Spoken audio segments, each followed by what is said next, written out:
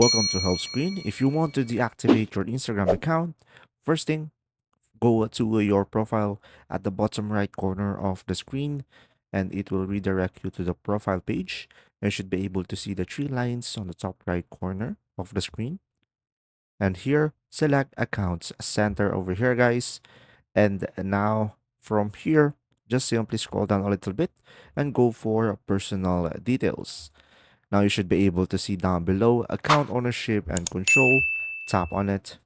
And from here, just simply select deactivation or deletion. And from here, select your Instagram account. And guys, this will be just the same process if you are using an Apple device. Now from here, make sure to select deactivate account, select continue.